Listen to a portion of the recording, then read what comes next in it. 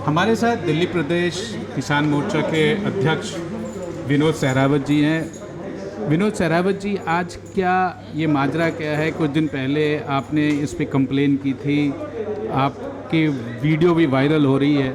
आज आपने जो किसानों के लिए जो एक पॉजिटिव न्यूज़ लेके आए, लेकिन दिल्ली सरकार उसमें रोड़ा बन रही है, क्या है ये? देखिए, दिल्ली में 2007 से एमएसपी पर खरीद बंद थी। तो जब पीछे धान की फसल थी, तो जब किसानों के साथ मेरा मंडी में जाना हुआ, जो कि 1800 रुपये से अधिक एमएसपी रेट था और 800 रुपये प्रति क्विंटल के हिसाब से जब दिल्ली का किसान अपने धानों को बेच रहा था, तो इसी बात को लेकर मैं आदरणीय प्रदेश अध्यक्ष आदेश गुप्ता जी से, आदरणीय रामवीर विधड़ी जी से मिला। मैं दिल्ली के किसानों के साथ इतनी क्रूरता हो रही है, दिल्ली के किसानों के साथ एक अन्याय हो रहा है, और तो इसी बात को लेकर हम अपने केंद्रीय मंत्री पीयूष गोयल जी से मिले। तो पीयूष गोयल जी ने हमें आश्वासन दिया था कि हम आगे जो भी फसल आएगी एमएसपी रेट पर खरीदेंगे। लेकिन ठीक है, तो दिल्ली सरकार का इसमें रोल कुछ है, तो एमएसपी रेट पर के खरीदे। लेकिन जब एफसीआई की तरफ से दिल्ली सरकार को एक रिकॉर्ड मांगा गया कि कितने किसान हैं, कितनी फसल होगी, तो 15 मार्च से वे लगातार उनको चिट्ठी व्यवहार करते रहे, लेकिन उनको किसी भी कोई पत्र का जवाब नहीं दिया। तो हम 6 अप्रैल को जब हम एफसीआई गोदाम पर गए, कुछ किसान थे, कुछ दिल्ली सरकार के अधिकारी थे, जब हमने उनके साथ दबाव बनाया तो अभी ठीक है, हम जो है ना रिकॉर्ड दे देंगे। और जब रिकॉर्ड दिया तो उनके एक अधिकारी हैं, जॉइंट डायरेक्टर हैं सैनी जी, वो भी वहाँ थे। उन्हें कुछ किसानों का जो है ना वेरीफाई कर दिया, जिसे 158 क्विंटल जो है ना गेहूँ की खरीद हुई।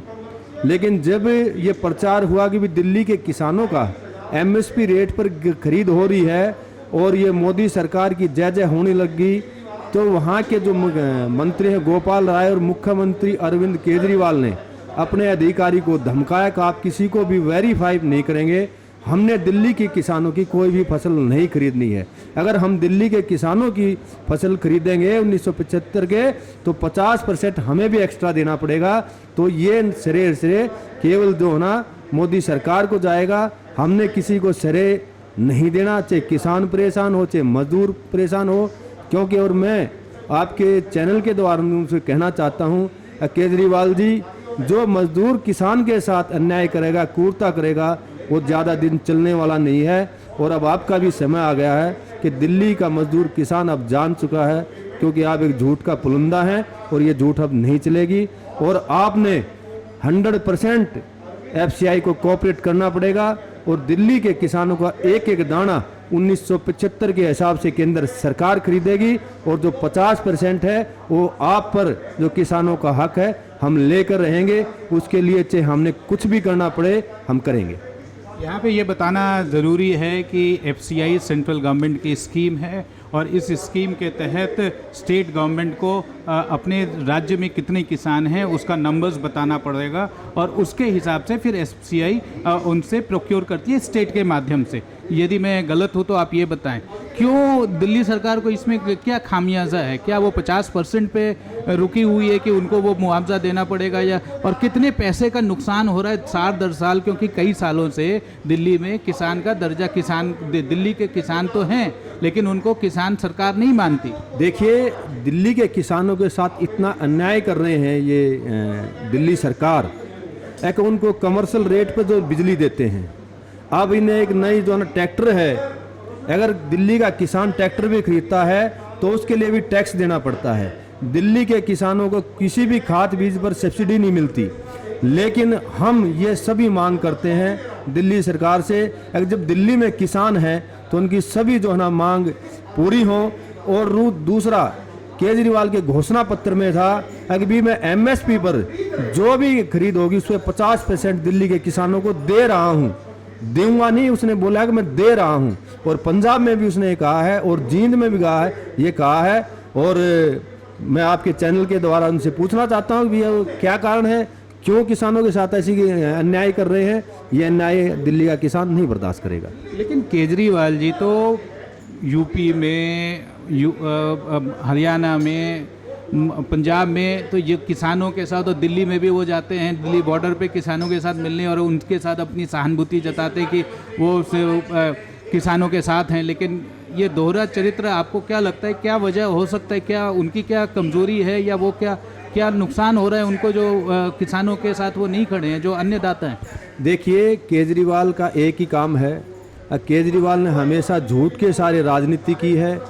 जैसे आप अन्ना जी के साथ झूठ बोलकर राजनीति पार्टी बनाई। अन्य जितने भी जो है ना केजरीवाल के जितने भी काम हैं, जितने भी जो धंधे हैं, केवल झूठ के सारे चल रहा है।